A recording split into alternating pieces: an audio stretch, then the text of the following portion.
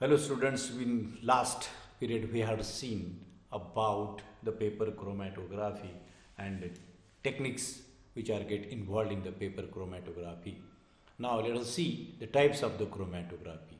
Now as per as the type of the paper chromatography is concerned, that it is get divided into the four different types of the four different classes depending upon the chromatography or in which how the running liquid or developing liquid is get utilized. Depending upon that, it is get divided into the four types.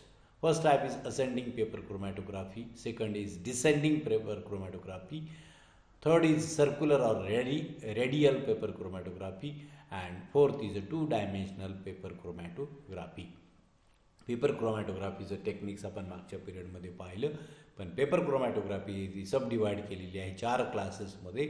आणि चार क्लासेसमध्ये म्हणजे developing liquid कशाप्रकारे त्याच्यामध्ये क्रोमॅटोग्राफीमध्ये ते वापरलं जातं त्याच्यानुसार त्याचे चार प्रकार केले गेले आहेत. फर्स्ट टाईप आहे असेंडिंग पेपर क्रोमॅटोग्राफी. असेंडिंग म्हणजे लिक्विड खालून वरती रन होतं, from top to bottom, bottom to top. डिसेंडिंगमध्ये काय होतं, जे काही डेव्हलपिंग लिक्विड आहे ते टॉपपासून बॉटमकडे रन होतं. सर्क्युलर किंवा त्याला रॅडिकल म्हणतात, त्यामुळे सर्क्युलर मोशन लिक्विडची डेव्हलपिंग लिक्विडची होते. आणि काही याच्यामध्ये आपण टू डायमेन्शनल लिक्विड रनिंग आपण करू शकतो. त्याच्यानुसार आपल्याला हे टाईप्स आहेत. आपण एकेका प्रकारचे आपण बघलेलं see specifically one by one. पहिला आहे तो असेंडिंग टाईप ऑफ द क्रोमॅटोग्राफीमध्ये काय होतं, या टेक्निकमध्ये जे सॉल्व्हंट जे आहे किंवा मोबाईल फेस ज्याला आपण म्हणतो फिल्टर पेपरवर, तर अगेन्स्ट द ग्रॅव्हिटी त्याचं रनिंग होतं, म्हणजे खालून वरती. त्यामुळे त्याला आपण म्हणतो ascending type of the paper chromatography. हे जे काय ascending type of the paper chromatography एक टेक्निक आहे, त्याच्यामध्ये काही स्टेप्स आहेत. त्या टेप्स आपल्याला खाली फिगरमध्ये आपल्याला दाखवलेल्या आहेत. याला म्हणतो आपण ascending type of the chromatography.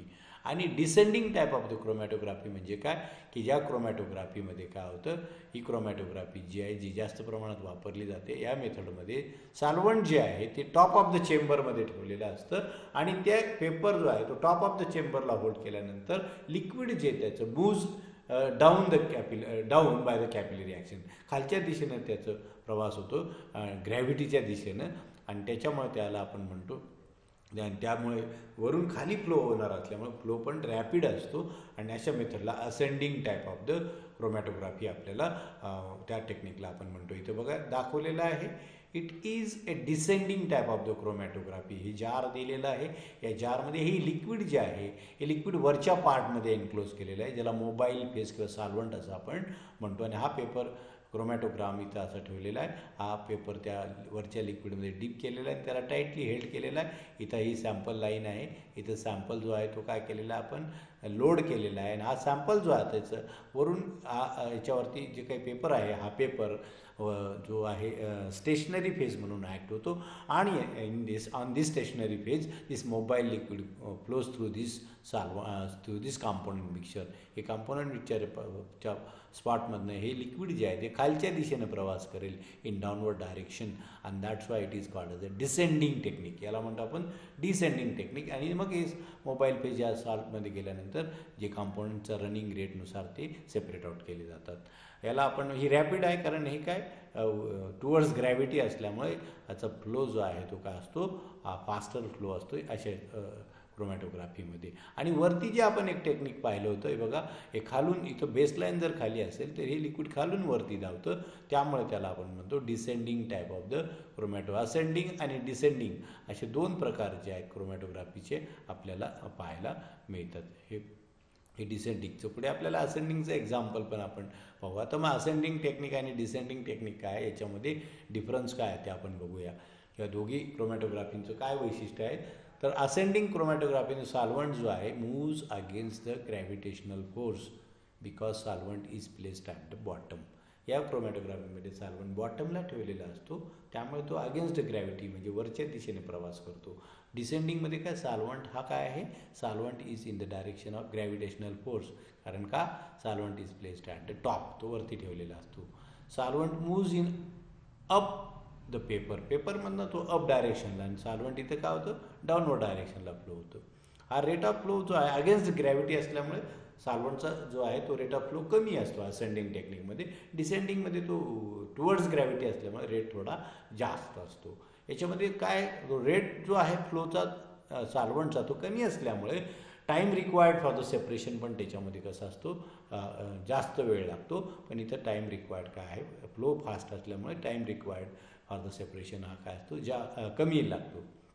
आता due to the slow movement of the solvent development and separation is clear. हळू मुवमेंट होत असल्यामुळे जे काही सेपरेशन असेल ते आपल्याला शार्प मिळतं आणि क्लिअर सेपरेशन आपल्याला मिळतं. याच्यामध्ये कधी कधी काय होतं फास्ट प्रोसेस असल्यामुळे सेपरेशन काही वेळेला डिफ्युज्ड स्पॉट मिळू शकतात किंवा सेपरेशन अचिव्हमेंट एवढी क्लिअर नसते. Application of components having RF value components having high RF value ज्यांची आहे त्यांच्यासाठी हे उपयोगाचं आहे. ही जी आहे त्यांची लो RF व्हॅल्यू आहे त्यांच्यासाठी हे डिसेंडिंग टेक्निक आपल्याला महत्त्वाचं आहे. Separation of metal ion paper chromatography. Separation of metal ions paper क्रोमॅटोग्राफीच्या सहाय्याने मेटल आयन्स कसे काय सेपरेट केले जातात त्याचं टेक्निक आपण बघू. आता पेपर क्रोमॅटोग्राफी जी आहे ते मेटल आयनच्या सेपरेशनसाठी वापरली जाते. आणि separation of metal ion depends upon the differential distribution of 2 phases stationary phase आणि द मोबाईल फेज. हे जे काही आयन्स आहेत त्यांचं डिफरन्शियल सेपरेशन डिस्ट्रीब्युशन होतं मोबाईल फेजमध्ये आणि किंवा स्टेशनरी फेजमध्ये. मेटल जे आहे त्यांचे काय हायर सोल्युबिलिटी असते मोबाईल फेजमध्ये ते फास्टर रेटने मूव्ह होतात आणि जे मेटल आयन्स आहेत ज्यांची सोल्युबिलिटी लो असते मोबाईल फेजमध्ये ते स्लोअर रेटने मूव्ह होतात आणि त्यांचं सेपरेशन केले जातं. आफ्टर द सेपरेशन ते स्पॉट जे आहेत separate spot on the paper जे आहे ते विजिबल जे आहे ते वेगवेगळ्या प्रकारचे स्पेसिफिक रिएजंट मग त्याच्यावर स्प्रे करून आपण मगाशी पाहिल्याप्रमाणे ते डिटेक्ट केले जातात आणि त्याच्यानंतर केअरफुली त्याची काय केली जाते RF व्हॅल्यू फाइंड आउट केली जाते आणि त्याच्यावरून आपल्याला कुठल्या प्रकारचे मेटल आयन आहेत त्याचं आयडेंटिफिकेशन केले जातं. त्याचं टेक्निक काय आहे बघू. मग या क्रोमॅटोग्राफीमध्ये काय केले जातं फिल्टर पेपर जो आहे तो घेतला जातो क्रोमॅटोग्राफी ग्रेडचा फिल्टर पेपर सुटेबल साईजचा आणि त्याच्या खाली 2 ते 3 सेंटीमीटरने बेसलाईन ड्रॉ केली जाते. आता मी 1 बाय 1 मी रेडी करताना थोडंसं डायग्रॅम पण काढेल म्हणजे तुम्हाला थोडंसं ते लक्षात येईल आपल्याला ड्रॉ केल्यामुळे. आता आपण याच्यामध्ये अशा प्रकारे काय करणार मेटल आयनचं सेपरेशन आपल्याला करायचं आहे आणि ते सेपरेशन करायचं असल्या कारणाने आपल्याला जे आयन असलेलं सोल्युशन जे असेल म्हणजे हा पेपर जो आहे सुटेबल साईजचा आपल्याला ॲज पर रिक्वायरमेंट आहे. मी फक्त एक समजण्यासाठी हा पेपर आपण घेणार क्रोमॅटोग्राफिक पेपर सुटेबल आणि त्याच्या बेस लाईनला आपण काय इथं समजा ही लाईन ड्रॉ केलेली आहे 2 ते 3 सेंटीमीटर मी डॉटेड लाईनने दाखवतो आपल्याला स्पॉट पुढे.